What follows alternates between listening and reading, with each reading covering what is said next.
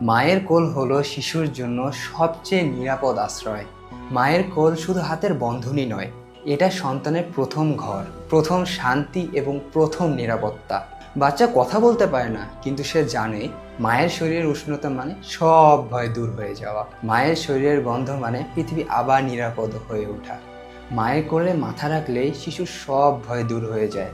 হঠাৎ ঘুম ভেঙে গেলে মায়ের স্পর্শ তাকে আগলে রাখে। পৃথিবীতে যত শব্দ আছে তার মধ্যে মায়ের হৃদস্পন্দনটাই শিশুর সবচেয়ে বেশি পরিচিত।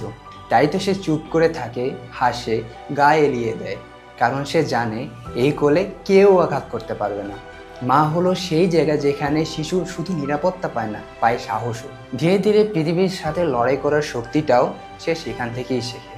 আমরা বড় হয়ে কত মানুষের কাছে আশ্রয় খুঁজি, কত মানুষকে বিশ্বাস করতে চাই, কিন্তু সত্য কথা হলো যে নিরাপত্তা শিশু মায়ের কোলে পায় সেটা জীবনে আর কোথাও পাওয়া যায় না।